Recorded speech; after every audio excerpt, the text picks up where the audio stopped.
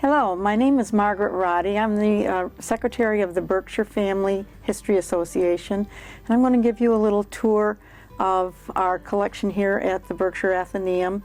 Our organization uses the Athenaeum as it's kind of its headquarters, but the collection is purely the Athenaeum's.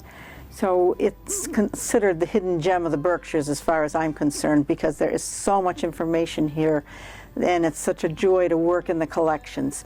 So I hope you'll be as happy with it as we are here. We have excellent librarians who know the collections very well and will help you at the drop of a hat. And I can't overemphasize how much help they are, because they're the greatest staff in the world. We do have a database within the Athenaeum here that is particularly the Berkshire Family Histories database. That's separate from the library database. It's housed on one of their computers, but I'll explain that in a few minutes. I'm going to show you where the collections are housed within the room here, so that if you come in as a person who's never been here before, you'll have some familiarity with what you may be looking for or where to look for it. The vital records for Berkshire County are here on the shelves in book form, and that goes from the 1700s to 1850, this collection here. And this part of this collection wraps around to the other side of the shelving.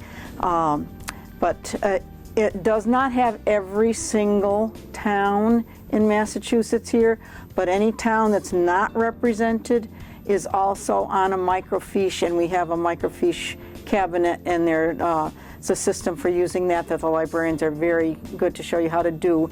And we have microfiche readers here. There's several of them, so several people can be using them at the same time. And the other collections that we have that are very helpful in our research for people who are specifically researching family that passed through the Berkshires at any time in the past. We have, it's called the Cook Collection, and it's basically it's housed right here and then along into here, and it's got 180,000 names in that alone. It's mostly, Berkshire County town, their records, quite a good collection of cemetery records, and they have all the towns in Berkshire County listed here. There's also the surrounding area, like over into Hampshire County and Hampden County. There's a little bit of New York State, Lebanon, and Hoosick Falls, and down into Connecticut, the adjoining areas to the county. So there's quite a bit of information to be found there. And the next collection is the Berkshire collection, which pretty much is old church records. There are some veterans records there, tax records from the towns in the early years, the proprietors of the town, their records, and a lot of cemetery records. Sometimes it's the cemetery itself and where it's found, so you could actually go out into another town and find it. And other times it's the tombstone, the writing on the tombstones. Along here, the records, the books with the maroon bindings and the black, this is our extensive French-Canadian collection. There, I think, are 6 separate collections here on the shelves. Some of them are written in the original French, so if you speak French, that's a bonus. And others are in English. When you're looking up a family name, you do have to remember that quite a few of those have this little quirk. They'll give a name with DIT. D means called, and it might not be a last name. It might be an area where they were from, or a nickname that the person was known by. And especially in the early records, there's a lot of that. So you need to look up your family member under both of those designations. So, and then a lot of the church records are for a specific area, like up in Quebec, there might be all the Montreal records, but it's by parish. So you kind of have to know the parish, but if you can zoom right in on their parish, you can find what you're looking for. So it's helpful to know some of that history, but sometimes you find that history as you're looking up the name. One of my favorite collections is the Shepherd collection. It's housed in these old-fashioned library drawers. It is regular old library cards, and there are 50,000 names within these drawers. And this was a collection done by a professor of mathematics from Williams College, whose avocation was genealogy. And his interest was in the earliest settlers of Berkshire County. And he would make up an index card for each family, and he would list on it the head of the family, and if he knew their parents, he would have those up off to the side, and then he would list the marriage and the date and the any children, and his dates were all written in the official genealogical style, which is the day of the month first, then the month, then the year. So you have to keep that in mind when you're reading the dates, if you're looking for a specific date.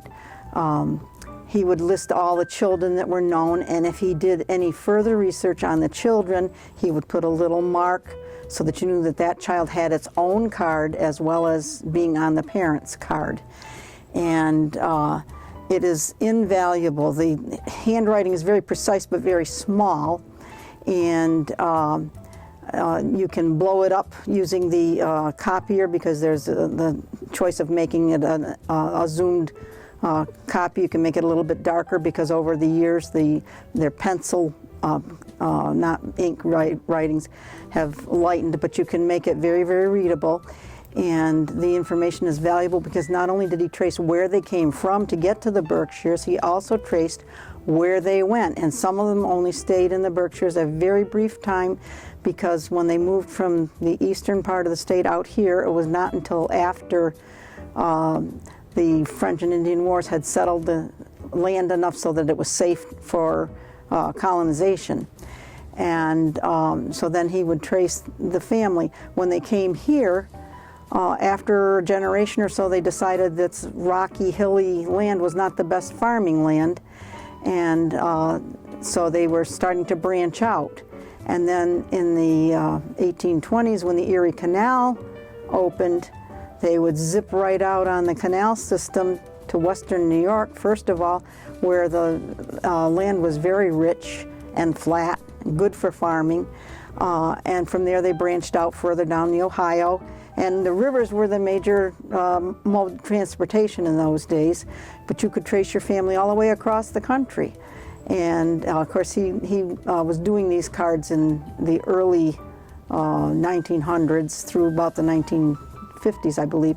And so he only traced that far. But there, if you are from Ohio and you've come here to do some research, I'll bet you'll find them right in this collection. Right here we have our map collection. A lot of them are enlarged older maps, anywhere from the 1700s through the probably early to mid 1900s.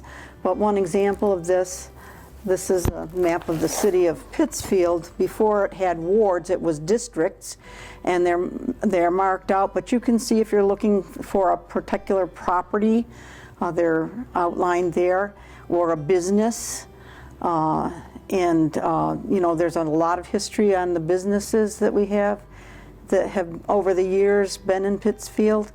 And some of the maps even have the names of the owner of the parcel at the time that the map was drawn. It's a very, very good detail.